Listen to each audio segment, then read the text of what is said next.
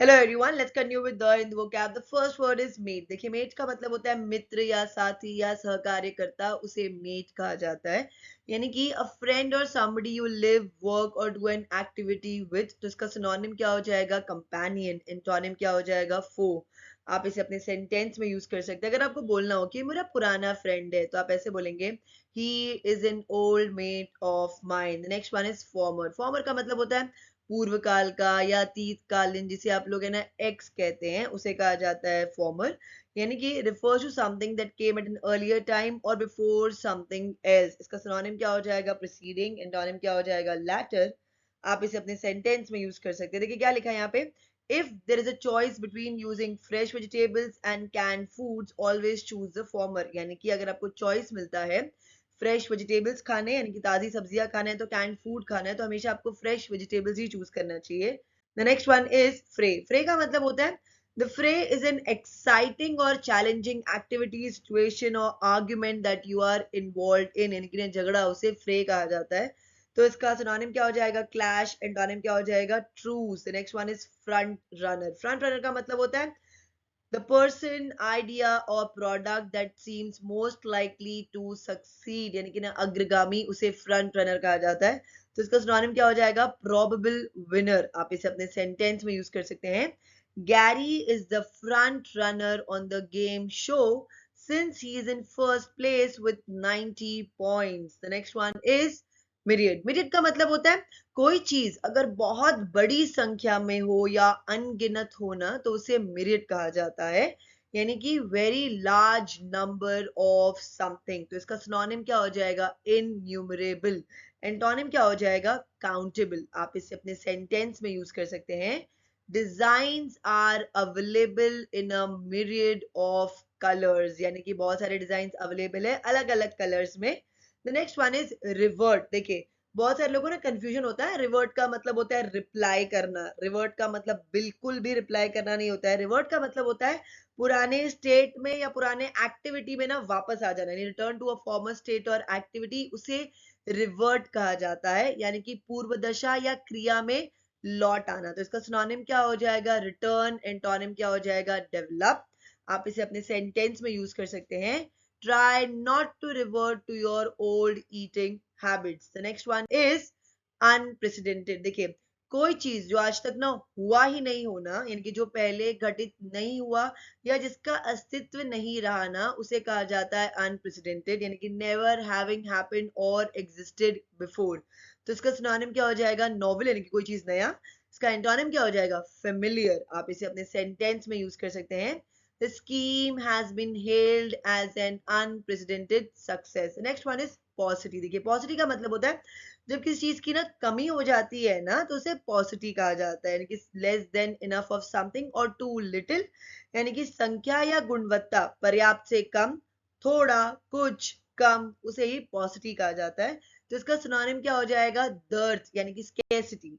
और एंटोनिम क्या हो जाएगा? abundance. यानी कि ना बहुत सारा. आप इसे अपने सेंटेंस में यूज कर सकते हैं.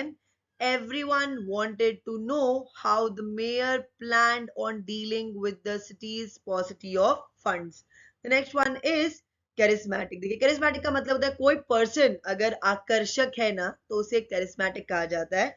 यानी कि समझिए कि अगर आपसे अगर सब लोग अगर ना अट्रैक्टेड है, तो मतलब कि आप charismatic हैं. तो इसका सिनोनिम क्या हो जाएगा? अट्रैक्टिव. एंटोनिम क्या हो जाएगा? अनअट्रैक्टिव. आप इसे अपने सेंटेंस में यूज कर सकते हैं. Voters were eager to support the charismatic politician. The next one is beset. Beset का मतलब होता है किसी एक पर्सन को अगर कोई सब जगह से घेर ले या अटैक करे ना, तो उसे beset कहा जाता है. यानी कि beset means to attack from all sides. यानी कि घेर लेना. तो इसका सिनोनिम क्या हो जाएगा? अटैक. एंटोनिम क्या हो जाएगा? डिफेंड. आप इसे अपने सेंटेंस में यूज कर सकते हैं. We were beset by enemies. यानी कि हमें एनिमीज ने, यानी कि दुश्मनों ने चारों तरफ से घेर लिया है.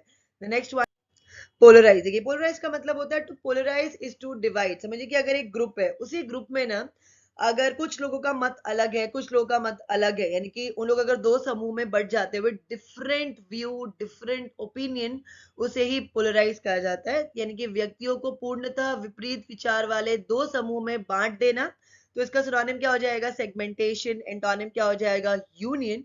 Example, Public opinion is sharply polarized on this issue. The next one is momentum. Momentum का मतलब होता है किसी की गति को अधिकाधिक बढ़ाने वाली शक्ति, उसे मोमेंटम कहा जाता है. तो इसका सिनोनिम क्या हो जाएगा? एनर्जी. एंटोनिम क्या हो जाएगा? लेथार्जी. आप इसे अपने सेंटेंस में यूज कर सकते हैं. This campaign is really gaining momentum. The next reckon. Reckon का मतलब होता है सोचना, समझना या मानना. और to have an opinion about something, यानी किसी चीज में अगर आपका कोई विचार है, राय है, मत है, तो उसे भी रेकन ही कहा जाता है. इसका सिनोनिम क्या हो जाएगा? बिलीव. एंटोनिम क्या हो जाएगा? डाउट. आप इसे अपने सेंटेंस में यूज कर सकते हैं. देखिए, अगर मुझे बोलना हो कि मुझे लगता है कि आज बारिश होने वाली है, तो आप ऐसे बोलेंगे, I reckon it's going to rain. The next one is profound. Profound का मतलब होता है वेरी ग्रेट, यानी कि अत्यधिक प्रबल या मन को अत्यधिक प्रभावित करने वाला, उसे प्रोफाउंड कहा जाता है. आप इसे अपने सेंटेंस में यूज कर सकते हैं. Her speech made a profound impact on everyone. Blue sky. देखिए, ब्लू स्काई थिंकिंग एक फ्रेज है. इसका मतलब होता है to find completely new ideas, यानी कि नए नए आइडियाज के बारे में सोचना, उसे कहा जाता है ब्लू स्काई थिंकिंग. आप इसे अपने सेंटेंस में यूज कर सकते हैं. Some consultants are good at blue sky thinking but cannot translate that into practical change. The next one is eternal. Eternal का मतलब होता है something that is eternal, last for ever. यानी कि जो भी चीज इटर्नल होता है ना, वो एवर लास्टिंग होता है, यानी कि ना अंतहीन सा, उसे इटर्नल कहा जाता है. तो इसका इंटोनिम क्या हो जाएगा? एंडिंग. आप इसे अपने सेंटेंस में यूज कर सकते हैं. His kindness and support earned him her eternal gratitude. The next one is four front. देखिए, फोर फ्रंट का मतलब होता है the leading position, the position at the front, उसे फोर फ्रंट कहा जाता है. यानी कि महत्वपूर्ण स्थिति, नेतृत्व का पद या सबसे आगे की स्थिति. तो इसका सिनोनिम क्या हो जाएगा? Leading edge. एंटोनिम क्या हो जाएगा? Not important. आप इसे अपने सेंटेंस में यूज कर सकते हैं. Women are at the forefront of that struggle. And the last one is throwing her hat in the ring again. ये भी एक फ्रेज है. इसका मतलब होता है express willingness to take up a challenge, यानी कि आप इन्हें रेडी हैं एक नया चैलेंज लेने के लिए. उसी का मतलब होता है throwing her hat in the ring again. That's it. Thank you.